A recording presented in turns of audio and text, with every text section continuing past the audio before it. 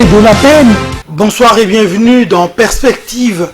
Perspective d'aujourd'hui se tient après la célébration officielle du 60e anniversaire d'accès de notre pays à la souveraineté nationale et internationale.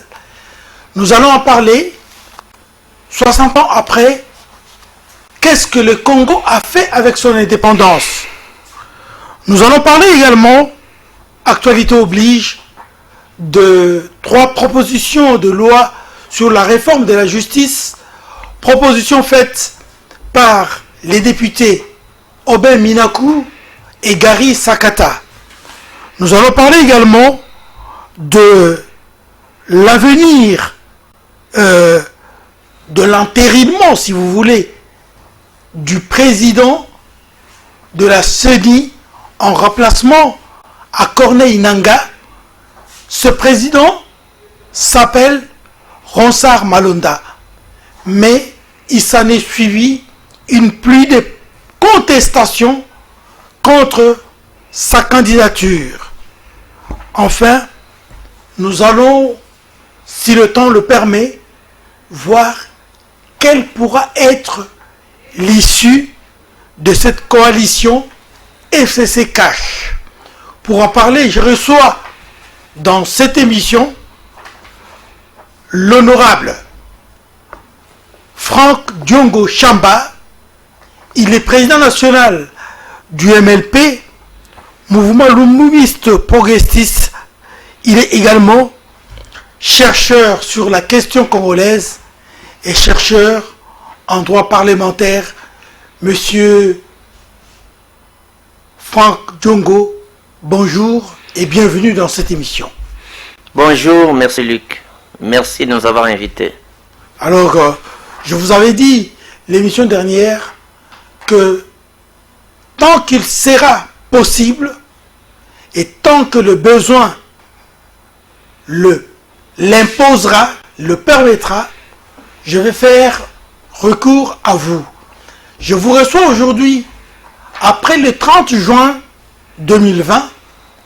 30 juin, comme tout le monde le sait, c'est la célébration de la fête de l'indépendance de notre pays. Et cette année, ça fait 60 ans d'indépendance. Que je sache, vous n'avez pas encore 60 ans. Je n'ai pas encore 60 ans. Mais qu'est-ce que le Congo a fait de 60 ans d'indépendance? Le bilan, à vous. Est-ce que vous m'autorisez à enlever le... Je vous en prie d'enlever votre cache-nez pour que votre voix soit un peu plus audible vis-à-vis de nos nombreux téléspectateurs. Monsieur Luc, merci de nous avoir associés ce soir à ce débat et que nous puissions amener notre modeste contribution dans les questions liées aux dossiers nationaux. 60 ans d'indépendance. Vous me posez la question, quel bilan et qu'est-ce que le Congo a fait de son indépendance? Exact. Il est clair, monsieur Luc, que l'indépendance du Congo, l'état d'esprit, la volonté de pères fondateurs qui ont sacrifié de leur vie pour cette indépendance, Luc, ce devoir, un grand Congo où va rayonner la richesse, la prospérité, la dignité des Congolais au sein de l'Afrique et au sein du monde. Le Congo aujourd'hui, quand vous analysez la volonté des pères fondateurs et les régimes qui se sont succédés, 60 ans après, le Congo a atteint l'âge de la sagesse, l'âge de la raison. Le parcours des 30 ans, pardon, des 60 ans, Luc, lorsque vous procédez à un diagnostic sérieux, à une étude approfondie, quel est l'état des liens et quelle est thérapeutique appropriée. Monsieur Luc, parce que c'est un grand thème, je vais être très bref. Les grands Congo n'a pas profité de ses richesses, n'a pas accordé aux Congolais un état de peuple d'abord, n'a pas accordé aux Congolais, Luc, un état de droit, n'a pas accordé aux Congolais, Luc, un état avec une justice indépendante. Parce que l'état des peuples d'abord, qui est l'état de droit, c'est l'état, bien entendu, où on a une justice indépendante. Les premiers bilans, pendant les 60 ans, nous n'avons pas eu un état du peuple d'abord. C'est-à-dire, l'indépendance n'a pas donné les fruits voulus par les pères fondateurs. C'est comme ça qu'après l'indépendance, les 60 ans, c'est la succession des dictatures. C'est les brimades de liberté. C'est la violation des droits de l'homme. C'est le taux de pauvreté très élevé. C'est le taux d'inégalité très élevé. C'est la desserte en électricité, moins de 10%. La desserte en eau, moins de 25%. Conséquence de ce bilan-là, Luc, les grands Congo est moins que rien. Toutes les conditions de faillite sont réunies. On chercherait, Luc, un liquidateur pour liquider le Congo. Heureusement, Luc, et ça je vous avais déjà dit, heureusement que le droit public international n'a pas permis qu'on puisse liquider les États. C'est ce qui sauve le Congo aujourd'hui. Aujourd'hui, Luc, le grand Congo est descendu trop bas. Un pays moins que rien. Quand je vois la jeunesse du Congo, la jeunesse congolaise, parce que investir dans la jeunesse, Luc, c'est garantir l'avenir meilleur d'un pays. Mais qu'est-ce qu'on a fait sans ça de notre jeunesse? On a semé dans la jeunesse congolaise le dégoût de vivre au Congo. Et les besoins d'un ailleurs que l'on croit meilleur. C'est ça, les droits européens. Les Congolais sont en train de mourir dans les déserts. Parce que les deux espoirs qu'on a semés dans la jeunesse congolaise, parce qu'on a ignoré le besoin de la jeunesse congolaise. Un pays, pendant 60 ans, Luc, on n'a pas donné à la jeunesse congolaise du travail. On a préparé, Luc, la jeunesse congolaise à devenir l'imbécile de demain. Quand tu vas pendant les 60 ans, quand tu compares le pouvoir d'achat, et là, je prends les références dans les discours de son Excellence Monsieur le Président de la République, qui a montré que en 1960, Luc, le PIB par habitant était de $1000, Luc. Alors qu'à ce jour, nous sommes à $400 par habitant. C'est-à-dire, les Congolais ont perdu 60% de leur PIB. Qu'est-ce que nous constatons? Vous comprendrez par là, Luc, que le Congo, qui est un pays riche, est dans les 10 pays les plus pauvres de la planète. Donc, en accordant l'indépendance, à combattre pour l'indépendance, les pères fondateurs voulaient, et en tête Lumumba et les autres, et je salue l'élévation de Papa Kasavubu comme héros national. Je remercie les pères de la République. Les pères fondateurs de l'indépendance ont voulu obtenir le changement. c'était la colonisation, c'était la dictature des Occidentaux. Et ici, c'est la dictature de nos propres frères. Oh, les changements que les pères fondateurs de Nebad voulaient, je vais terminer par là. C'est quoi le changement qu'on voulait? Pendant les 60 ans, les changements voulus par les Congolais, à commencer par les pères fondateurs, nous ne l'avons pas obtenu.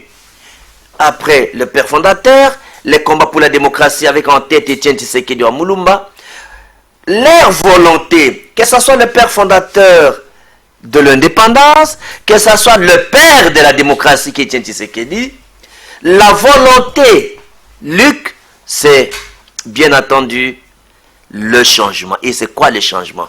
Le changement, c'est l'amélioration de la qualité de vie des citoyens.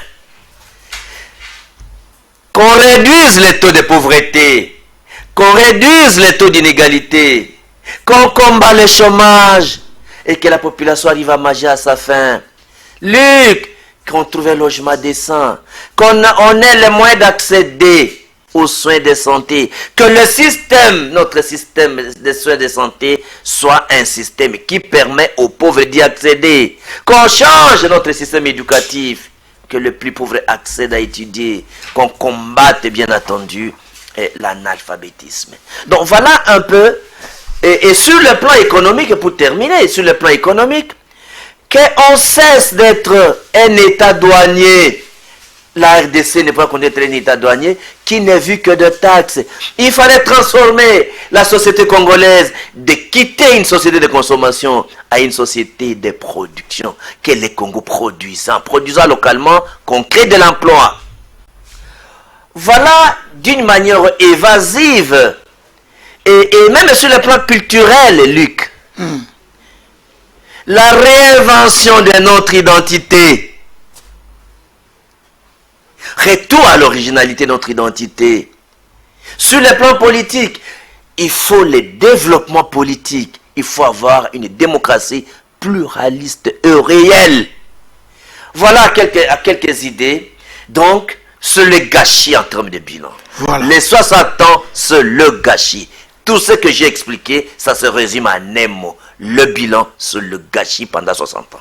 Mais vous avez dit que il y a eu succession des dictatures. En fait, depuis l'accès de notre pays à la souveraineté nationale et internationale, Félix Antoine Tshisekedi est le quatrième président. Quand vous dites succession des dictatures, c'est jusqu'à quel président? Et je vous ai entendu dire Félix Antoine Tshisekedi, le père de la démocratie. C'est pas Félix. Pas Félix. Si j'ai dit ça, c'est une erreur. Oui. Etienne Tshisekedi Mulumba, qui est le père de la démocratie. Exact. Ce n'est pas Félix. Alors, ça, il faut vraiment corriger ça. Oui. Et pour vous, Félix, par rapport à la démocratie, il est quoi?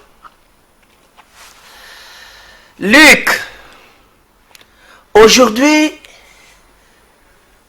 Félix Tshisekedi représente une opportunité pour le pays. Je vous ai dit que nous avons manqué l'état de peuple d'abord. C'est ce qui a manqué pendant 60 ans. Parce que l'état de peuple d'abord, c'est ça l'état de droit. L'état de droit, c'est l'état où la justice est indépendante. Et aujourd'hui, nous avons l'avantage d'avoir un fils Tshisekedi qui incarne le combat de son peuple, qui incarne la continuité du combat de son peuple comme chef de l'État, qui s'inscrit dans la logique du peuple d'abord, qui s'inscrit dans la logique d'un État de droit. Mais son père n'a jamais été chef de l'État. Ici, je suis dans l'approche politique et idéologique. C'est-à-dire, son père... En fait, les régimes de dictature se terminent jusqu'à aujourd'hui avec Kabila le fils. Le régime de Félix Tshisekedi, c'est un régime qui s'inscrit, la politique de Félix Tshisekedi, c'est une politique qui s'inscrit dans le respect du peuple d'abord, dans La le démocratie. respect de la démocratie, de l'état de droit et de la justice indépendante. Vous allez vous rappeler dans son discours, il a dit qu'il ne permettra jamais, quelle que soit la coalition politique, de ne pas défendre l'état de droit, de ne pas défendre la justice indépendante, et qui n'acceptera pas de réformes qui vont empiéter le pouvoir des conseils supérieurs de la magistrature. Donc, ici, le régime de Félix Tshisekedi, en tout cas, c'est le régime qui s'inscrit dans une approche de démocratie réelle et état de droit, les régimes du peuple d'abord. Globalement, vous avez déjà dit quelque chose sur les discours que le président de la République a prononcés en mémoire des 60 ans d'indépendance de notre pays. Quel autre point a retenu votre attention, vous, en tant qu'acteur politique? Luc, c'est difficile. Mais notez tout simplement, Luc, la première des choses qui m'a tiqué, la hauteur, quand j'analyse la hauteur, la profondeur, l'étendue, la dimension du discours.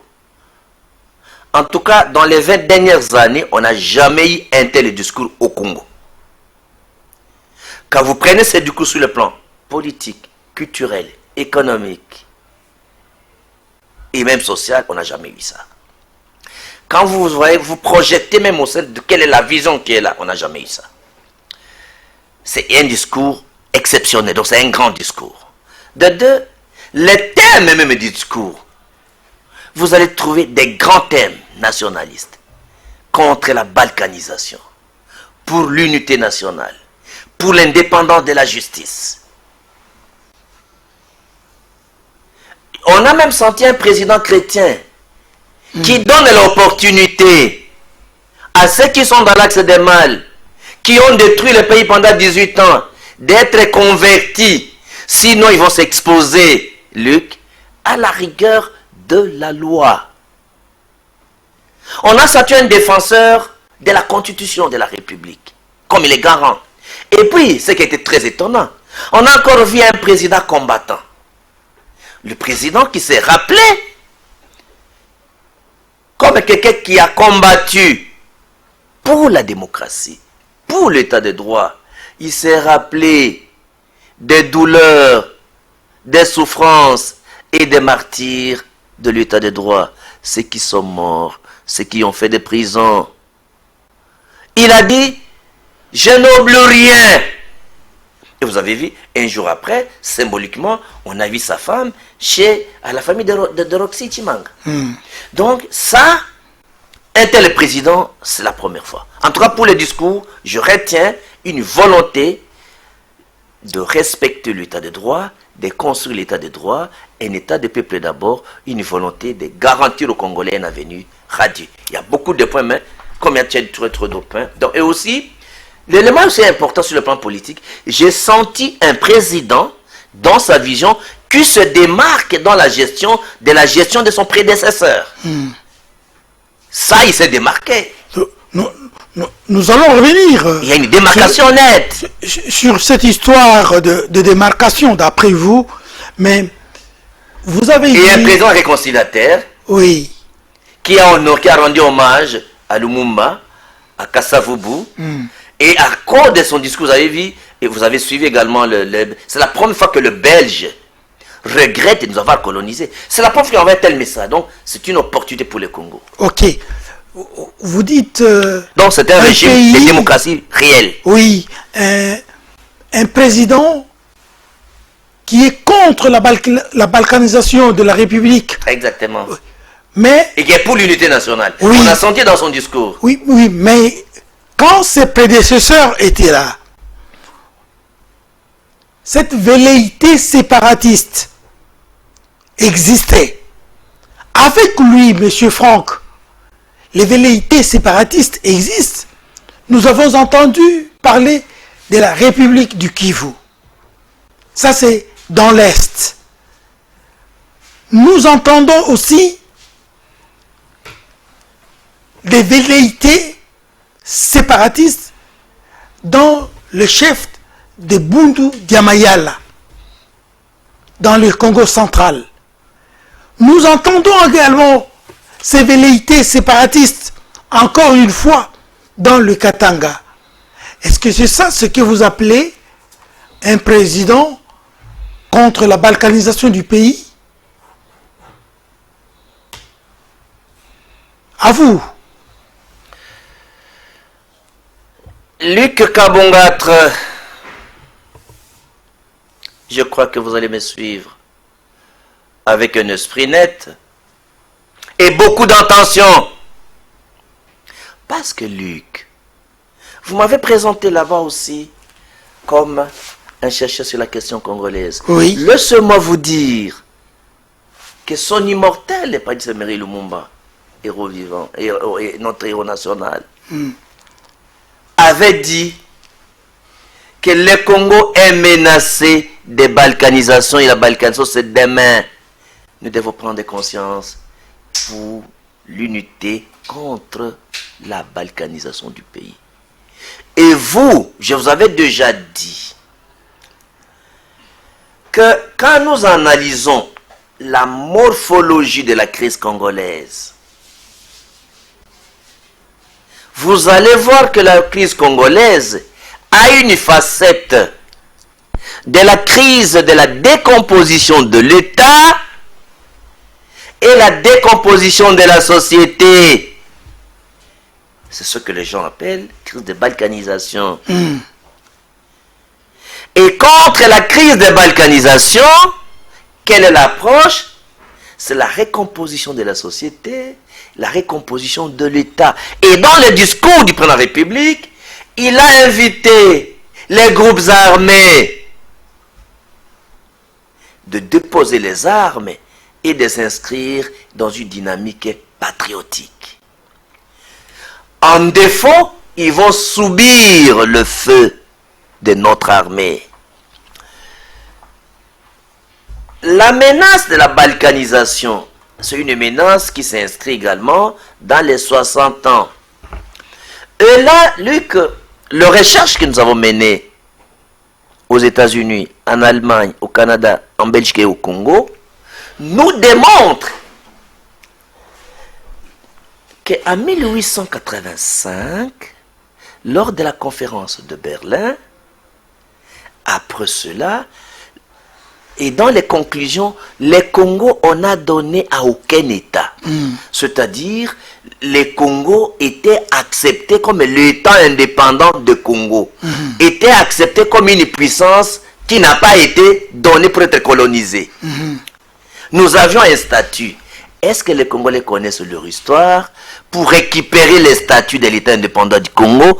Parce que même dans la colonisation, il y a un grand débat, hein, Luc. Il y a un grand débat de la colonisation. La validité juridique de l'indépendance de 1960, c'est notre débat. Tout à fait, oui. Parce qu'il y a des gens qui comprennent que non, la Belgique, on ne reconnaît pas sa colonisation. Il y a même une thèse de doctorat qui a été défendue sur... Par le professeur Mbanza. Exactement. Alors, donc par le professeur Mbanza. Il y a un grand débat. Malavé, je crois. Et un grand débat là-dessus. Donc, alors, pour revenir à la crise de balkanisation, quel est le statut juridique de l'État indépendant du Congo? Est-ce que nous tirons les conséquences à ce jour? Parce qu'en fait, le Congo est une copropriété à trois telle que conçue en 1885. Vous avez les puissances de l'époque, vous avez les autochtones, et vous avez, ça c'est les puissances étatiques, les autochtones, et vous avez les puissances financières, comme vous appelez les multinationales aujourd'hui. Parce qu'en 1885, il faut que les Congolais connaissent, c'est pédagogique. Pour que nous ayons un grand pays comme ça, aucun Congolais n'a participé à la conférence de 1885. Aucun Africain. Aucun Congolais n'a fait que nous ayons un grand pays comme ça. Il n'y a personne qui a fait ça. D'ailleurs, mon dernier voyage en Belgique, dans mes recherches, j'ai même découvert que non, le Congo est le seul pays pour faire la grandeur, c'est l'addition des territoires et des empires et des royaumes. Alors que les autres pays, c'est la division. C'était des guerres, 400 traités. Parce que je continue l'histoire sur le Congo. Donc, est-ce que nous connaissons les statuts réels du Congo? Là, il se pose un problème. Même la mise en valeur du Congo. Qui ont mis en valeur le Congo? Ce sont les multinationales. Donc, il se pose un problème sérieux d'adapter notre politique actuelle par rapport aux différentes menaces. Parce que pour combattre la balkanisation, vous avez la donne intérieure. L'unité de la société, l'unité nationale va être défendue.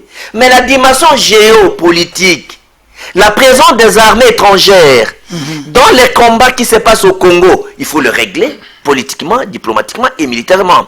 Mais dans la donne, je vais terminer par là, la donne géostratégique, le fait que la guerre coûte $1 million chaque jour, auquel Congolais n'a les moyens,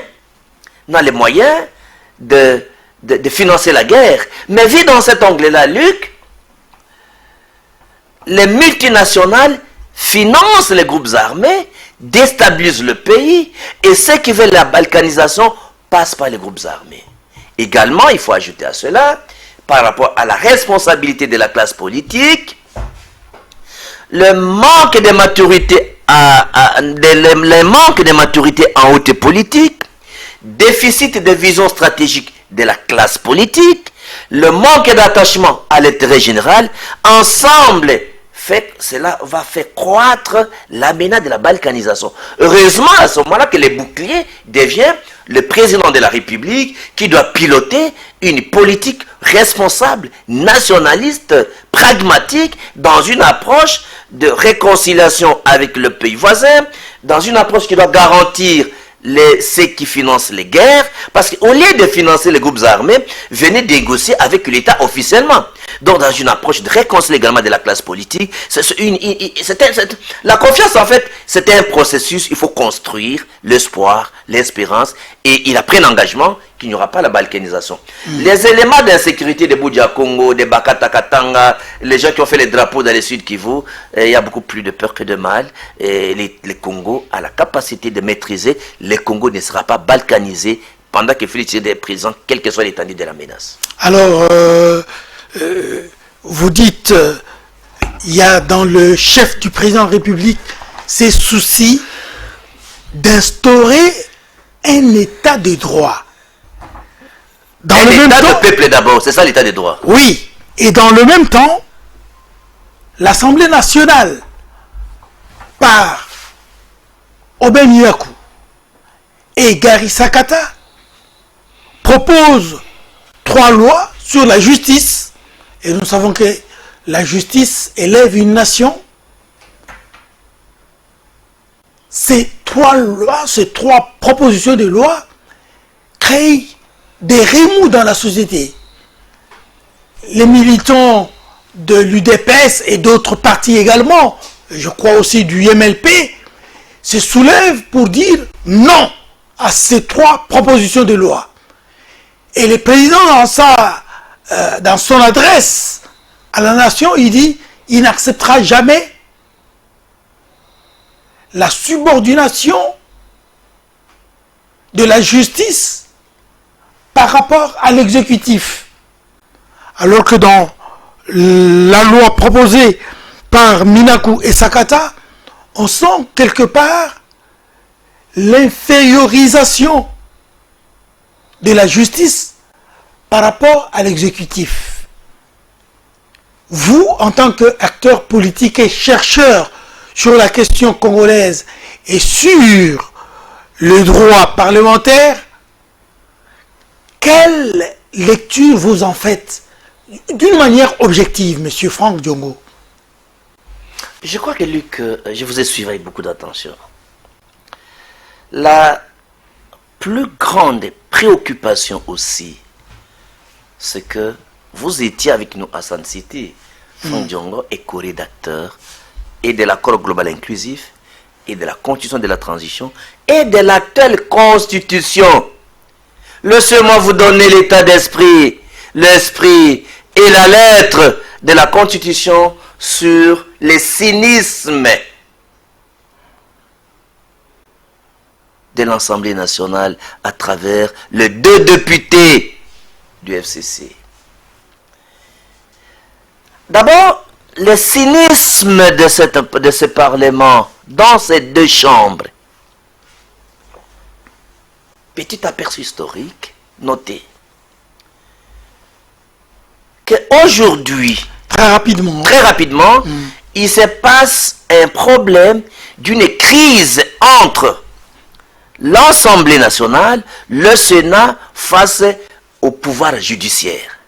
Ça, c'est l'élément de conflit. Or, nous n'avons pas prévu des solutions en cas d'un tel conflit. Ça ne figure pas dans la Constitution. Quel est le vrai problème aujourd'hui? Ce sont des postures de 2023.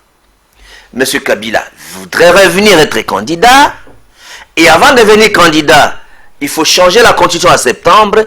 Il faut 3 lois d'un seuil pour pouvoir, bien entendu, donner un pouvoir exorbitant au ministre de la Justice, qui est du PPRD, qui est du FCC, de sorte qu'on prépare des réformes judiciaires pour amputer, endiguer, réduire le pouvoir du Conseil supérieur de la magistrature, le pouvoir du président de la République, de sorte que le ministre de la Justice devient le tout-puissant ministre. Ça, c'est enjeu. Premier enjeu. Deuxième enjeu. Avec la politique de combat contre l'impunité, contre la corruption, que le président Félix amène au Congo, parce que vous avez vu que dans le projet de 100 jours, c'est la première fois de l'histoire du Congo que l'État récupère 35 millions de dollars dans le compte de l'État dans un procès. Raobank a payé une caution de 35 millions de dollars, c'est au trésor public. Dans les dossiers de 100 jours. Donc, et que un monsieur qui laisse sans injonction, qu'on juge son directeur du cabinet, qu'on juge le conseil financier de la maison publique en prison, qu'on juge son conseiller en prison. Alors ce monsieur, comme les gens du FCC, moi comme parlementaire, quand vous payez les dossiers de FPI, les membres de l'FCC doivent au FPI plus de 800 millions de dollars. Donc avec ça, la majorité des animateurs, les animateurs principaux, peut-être d'ici la fin de l'année, vont tous se retrouver en prison. Donc, c'est comme ça que les 3 lois. D'abord, premier acte 1. Le ministre de la Justice demande à Luc de faire l'inspection des cours et tribunaux. Il le recadre juste par les autorités judiciaires. Monsieur, tu n'as ni compétence, ni qualité, ni pouvoir de nous inspecter. Acte 2. Le ministre de la Justice va saisir le Conseil d'État. Quel est le pouvoir que j'ai par rapport au parquet? Recadré par le Conseil d'État. Et là, je félicite les professeurs Vundoy et le Conseil d'État. Ils vont encore recadrer le ministre. Monsieur, tu n'as qu'un pouvoir d'injonction positive. Un point trait. Tu n'as ni le pouvoir de contrôle, ni le pouvoir de nomination, ni le pouvoir d'inspection. Alors, comme il est bloqué sur le plan institutionnel, il va chercher les renforts des députés. C'est pourquoi on va chercher à légiférer pour violer la Constitution. Et là, contrairement à ce que vous avez dit, ce n'est pas seulement les partis politiques, mais il y a tous les syndicats de magistrats, il y a tous les mouvements citoyens, il y a l'ensemble du peuple congolais. Vous avez l'église catholique, vous avez l'église protestante. Donc ici, c'est une initiative du cynisme, ce sont des malices, une loi contre le peuple. Un parlement contre le peuple. La conséquence, c'est quoi, Luc? C'est la dissolution de ce parlement contre le peuple dans ces 2 chambres. Qu'est-ce qui va suivre? Comme ils ne veulent pas retirer, le peuple ne demande pas le report de débat. Le peuple a demandé le retrait pur et simple, tel que je l'avais dit. Aujourd'hui, moi, je vous dis, Luc, que ces lois ne passeront jamais. Comme ils veulent éprouver la population, j'ordonne au peuple congolais de se préparer, de montrer la face du monde. Que les gens qui ont détruit le pays pendant 18 ans, ils ont tué déjà le pays, ils veulent l'enterrer. Les gens qui sont dans l'axe du mal, nous allons donner un mot d'ordre. Et vous allez voir des manifestations que vous n'avez jamais vues dans ce pays-ci. Vous allez donner le mot d'ordre à vos militants, hein? Au peuple congolais. Mais pas à tous les peuples congolais. Laisse-moi vous dire, tous les Congolais m'appellent héros vivant. Je donne ce mot d'ordre, pas comme président des partis politiques, comme patriote et comme combattant. J'ai le devoir de montrer la voie à suivre. Parce qu'aujourd'hui, le FCC et le Parlement congolais représentent une menace contre l'intérêt du peuple congolais. Donc, la menace, il faut l'atteindre et la détruire. la menace, il faut l'atteindre et la détruire. Et M. Kabila portera la responsabilité personnelle de ce qui va arriver demain à cause de cet entêtement de vouloir détruire le Congo. Ils sont dans une stratégie de chaos. Et le Congo prendra l'action et la responsabilité pour défendre l'état de droit, l'état de démocratie que le président Tshisekedi cherchait à construire. Donc ici, ces lois ne passeront pas. Oui. On verra les rapports de force entre le Parlement illégitime et l'ensemble du peuple congolais. Et là, nous avons l'article 64. Parce que l'article 64, le peuple souverain, Luc, ne demandera pas l'autorisation pour marcher. Le peuple souverain prendra son pouvoir qu'il a donné aux députés, à n'importe quelle institution. Il est le souverain primaire, il aura la totalité de son pouvoir pour faire de son pouvoir ce qu'il veut. Donc, il y aura un arrêt de la Cour populaire qui va dissoudre le Parlement. Donc, la Cour populaire va dissoudre le Parlement. Qu'est-ce que vous entendez par la Cour populaire? Parce que mais la Cour populaire, c'est l'ensemble du peuple congolais, l'ensemble du peuple congolais qui va rejeter. L'arrêt de la Cour populaire, c'est le peuple souverain qui s'exprime. Tu rejettes. On ne peut pas rendre service au peuple congolais contre sa volonté, Luc. Bon.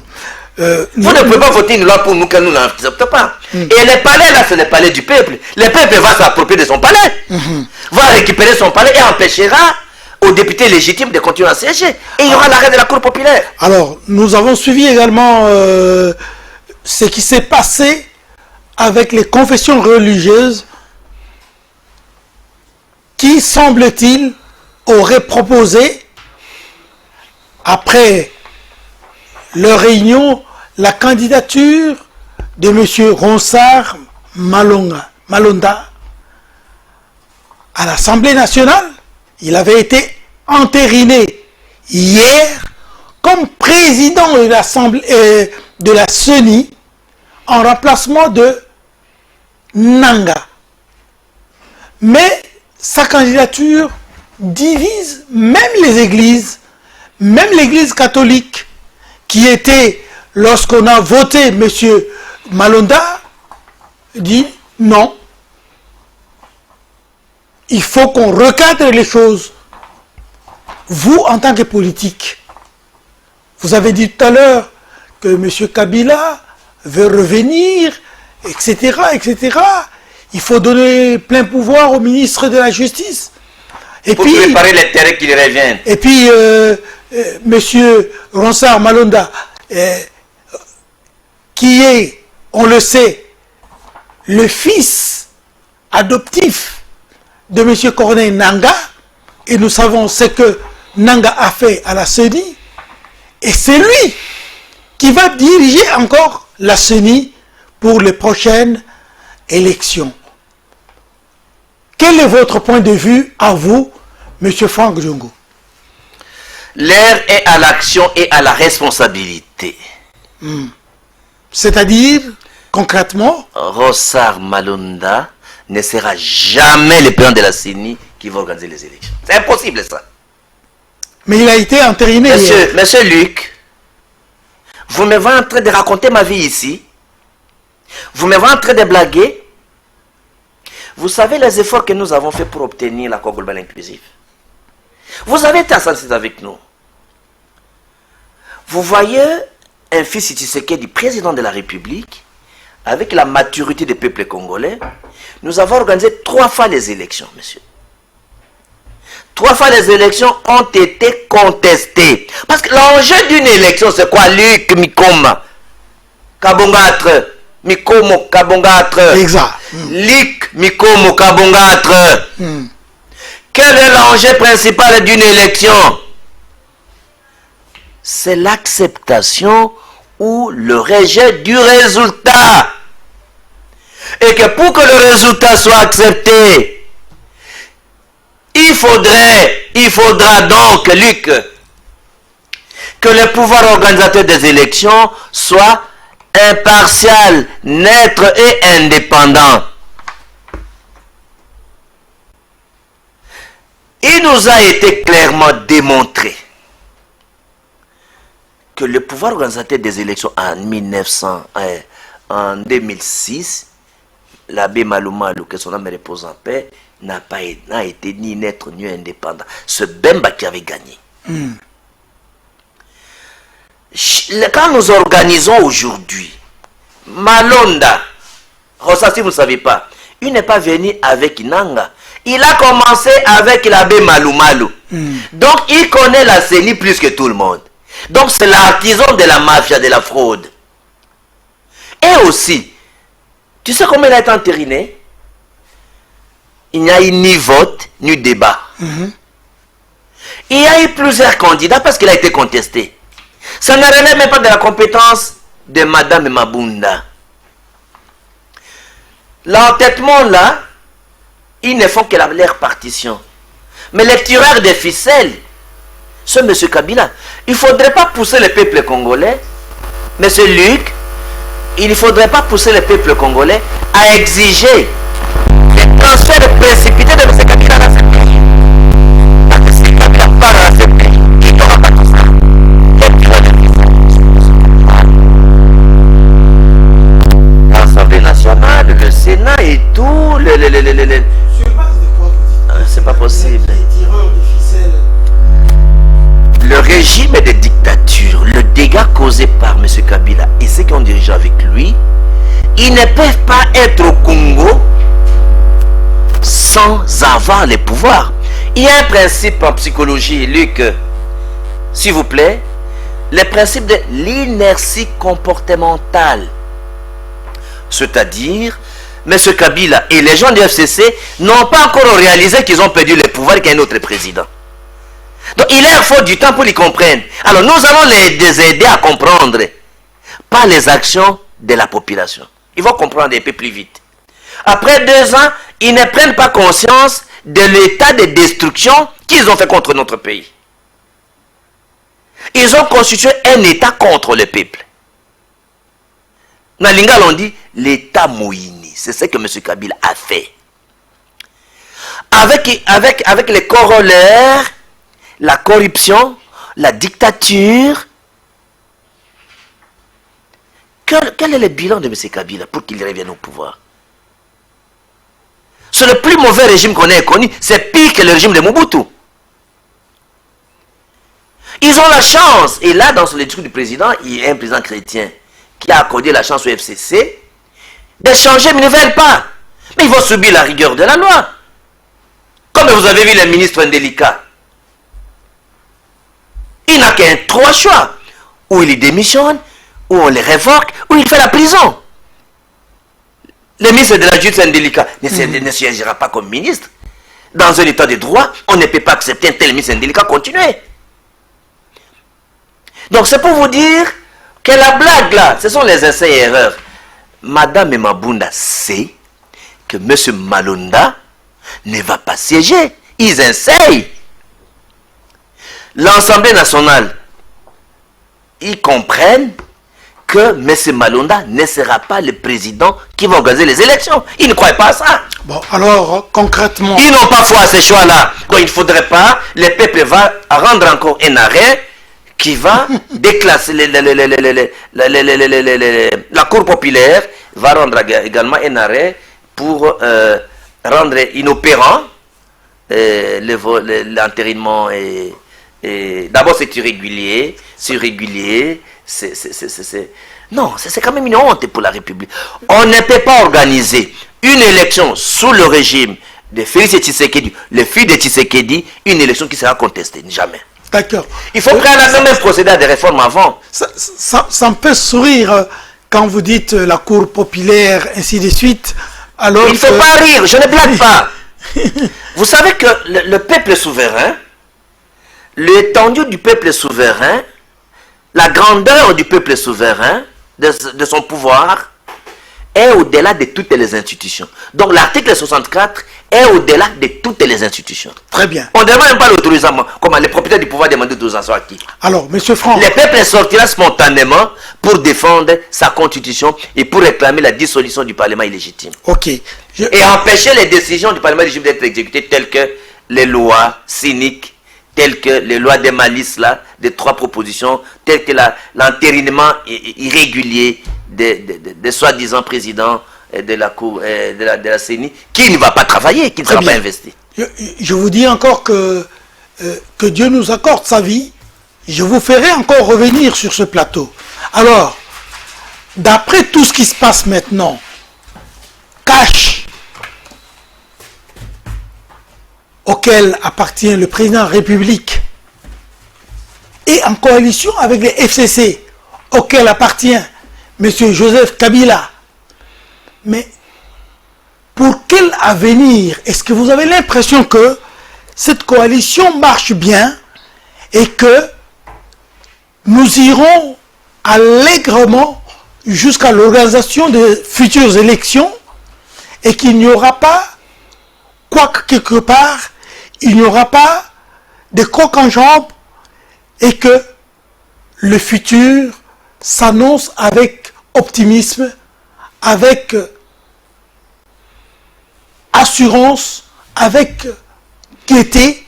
Est-ce que vraiment il n'y aura pas des situations qui vont faire en sorte que la coalition se dissolve et que finalement le cash et les FCC se regardent comme chien et chat? Mais c'est lui que la question n'est pas bien posée, parce que vous avez la réponse et je vous ai dit à une année. Sur le plan des principes, pas seulement que vous ne croyez pas à votre question, M. Luc, mais aussi et surtout, vous avez la réponse. 1. En termes de principe, il y a une année, tous les Congolais, y compris M. Luc vous-même, on ne peut pas avoir un mariage entre une démocratie et une dictature. La démocratie, c'est quoi? La dictature, c'est quoi? Mais c'est clair, la dictature, c'est M. Kabila. La démocratie est incarnée par Monsieur Tshisekedi, le président Tshisekedi. Hmm. Alors, ou la démocratie va avaler la dictature, ou la dictature va avaler la démocratie. Et comme le peuple souverain a pris conscience de l'étendue de son pouvoir, la démocratie va avaler la dictature. C'est clair. C'est comme ça que, je vous ai dit que dans les discours du 30 juin, le président de la République s'est démarqué de son prédécesseur dans la vision et dans l'approche, mais il a donné une sorte de passerelle. Changez, changez, changez, sinon vous subirez la rigueur de la loi. En tout cas, M. Franck, je vous remercie de votre disponibilité. Donc c'est un mariage porteur de gemmes, de clashs et de conflits. Et j'avais déjà dit ça. C'était un mariage. D'ailleurs, les peuples appellent à la dissolution de ce mariage même aujourd'hui. Oui, oui. Vous avez vu que les peuples perdent les FCC. Ah, ils ont fait un chantage. Mais il n'y a pas que seulement que les maris qui demandent le divorce. Mais la femme peut dire Nali les bouilles et Koufi. Pourquoi les frères ne disent pas que non, non? Parce que c'est l'FCC qui tire profit de ce mariage. Et les présidents les protègent. Les peuples demandent aux présidents de ne plus les protéger. Ils vont circuler où s'il y a rupture. C'est fini. Je vous remercie de tout cœur de vous être rendu disponible à venir dans cette émission. Et prochainement, je ferai encore appel à vous pour venir donner plus de lumière sur certaines questions nationales. Merci, M. Luc. Et à tous les téléspectateurs et téléspectatrices, je dis grand merci d'avoir regardé attentivement cette émission et à la prochaine occasion. Merci, au revoir. Au revoir, M. Luc.